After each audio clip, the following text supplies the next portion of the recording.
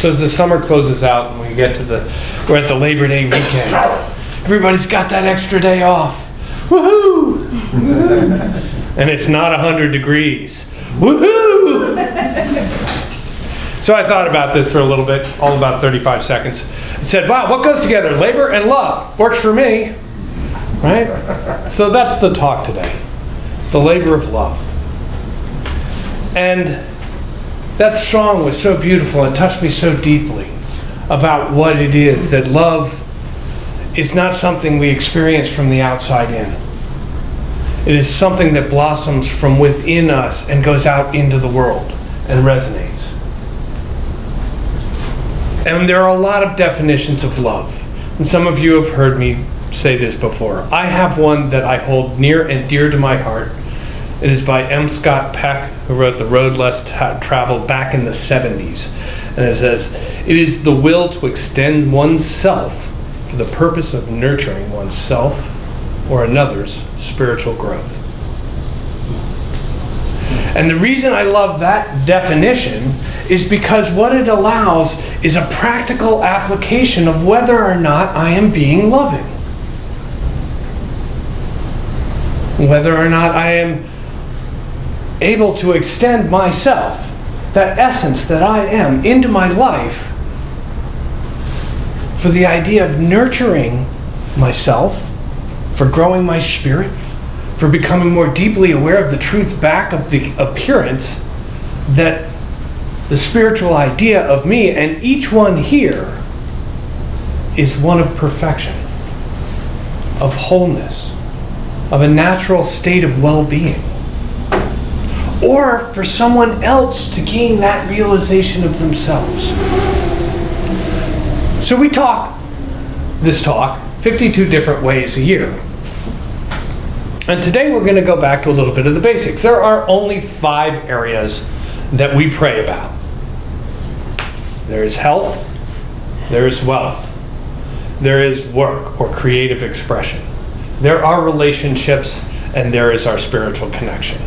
And that's the whole ball of wax. I dare anybody to find something in experience of human life that is outside of those 5 areas to pray for. And the truth is back of all of those, what we pray for when we pray is to recognize the truth of the wholeness that is already present. That our natural state of being is one of wellness. And that anything unlike that, the healing of the perception or the misperception that that wholeness is not present, is what brings about a prayer's result. So when we eliminate our bad thinking, if you want to label it bad, our erroneous thinking about a condition that does not express itself as wholeness, as the perfection of life unfolding, then all of a sudden we get to experience that. So I was thinking about how this expresses it as love in each one of these areas. So let's take health, for example. So the idea of the human being is one of wholeness and wellness, of a vital expression of life. Because that's the nature of spirit, a vital expression of life through everything. And so that must be present within each one of us. Yet sometimes we experience conditions which don't seem like that.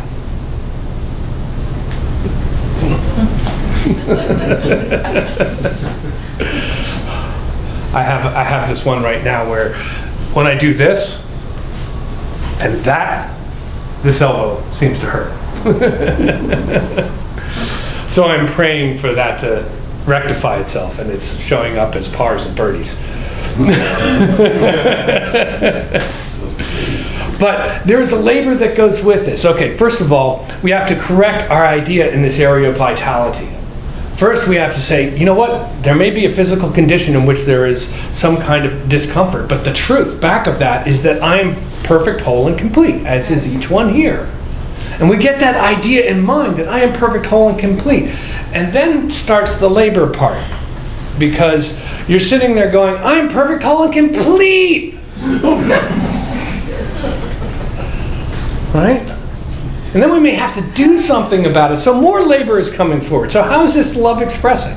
It is the self-love expressing that says, you know what? I'm going to get beyond my fear and go talk to somebody who does this every day to help people become whole and well again. Right? Yes. So the labor is to get beyond the fear. We start with the intention of being whole and complete. We move beyond that into this idea that activity is required in the world for me to become whole and complete again. And we allow, and we connect. And then we find that as we set this intention to become whole and complete again, all sorts of people show up in our lives. Because this is all God talking to itself for a greater expression of vitality.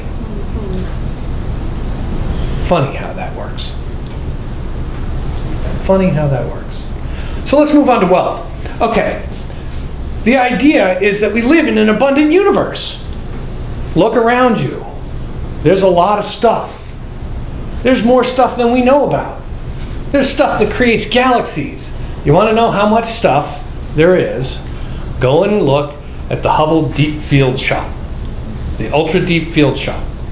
It shows tens of thousands of galaxies that were discovered in the space of a grain of sand, held about arm distance away, when the Hubble was pointed at what they thought was empty space. And think about that in a 360-degree sphere. There is more stuff than we can possibly imagine. There is no lack of substance. What there is a lack of when we are experiencing any kind of blockage to the experience of prosperity is our idea that we are ready to receive the substance that is already present, that it is there for us. So we start with the intention that there is an unlimited good that is mine right now. And we have set that intention. We've meditated on it. We've done our prayer, recognizing that there's an infinite universe. And now what? The labor of love needs to come forward as ideas that will bring in prosperity into your life, as communications and connections to bring in that next potential employment situation, as all that you want coming in. Perhaps it's writing grant applications or whatever it happens to be, but the ideas are present once you've opened yourself up to all this new stuff is available to me. Yes. And guess what happens? Opportunities and people show up in your life to help you receive that good. And the only way you can block it is go, oh, no, that's not for me.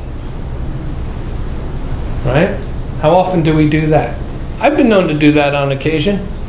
Here's a wonderful opportunity. No, I don't think I can.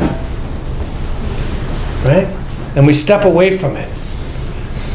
And the labor of love is once again to let go of the fear that this may not be for me, to live the life that was never lived, to become whole and complete and recognize that the universe supports itself entirely, fully and completely. So each one of us is supported fully and completely.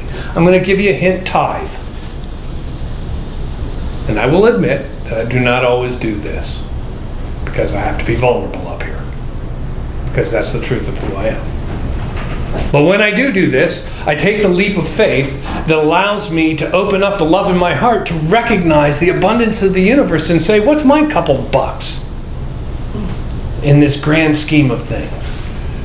What's my fear that there won't be enough? Right? What do I need to open up to let that flow through my life and as my life? And when I do, all those people show up and all those extra income shows up. And I'll give you a little hint. I was talking about this with someone else earlier, I think it was yesterday. It says if you don't trust or have the faith, the depths of faith to just dive in and say, okay, here's 10% of my net worth. I can understand that. Scares me a little too. So start with unexpected income. How do you know it wasn't expected?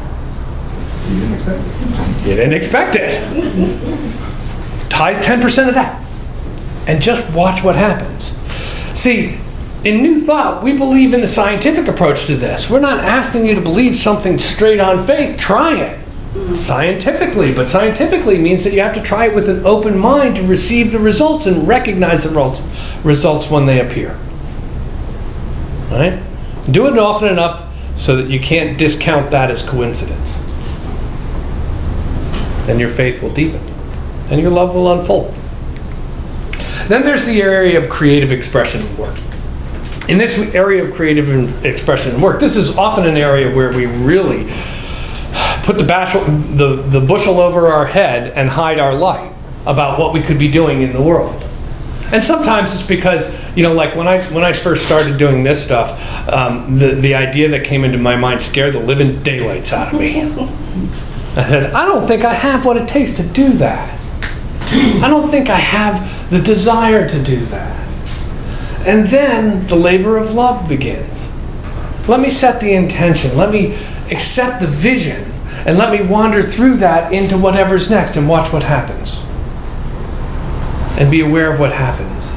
And when I'm feeling down, to keep trudging the road of happy destiny to the next level of whatever that expression is. And be aware of what's going on. And so love evolves through me and unfolds into the world. And that can happen for each one of us to the greatest dreams that we have yet, if we're open to it. Relationships is the trickiest one of all. Because remember, back of all relationships is a perfect, whole, and complete expression of divine idea. Even when they're yelling at you. And that's the really hard part, where we really need to bring our mind and our soul into activity, into the labor of love, to remember that truth in the midst of those challenging situations. Because it's easy when you're sitting there staring into the eyes of your beloved and there's communion and it's wonderful. It ain't so easy when they're yelling at you and they're still your beloved and it's still wonderful. Right? But we can do that. How do I know? Because I've seen it happen in my own life. And that means it can happen for every one of us, because we're not all that different. We're all unique. Yes, we all have individualized sets of talents and gifts. Yes, but we are all the same in that we are an individualized expression of a divine idea of love. And so we can do that. We have the power to heal our relationships.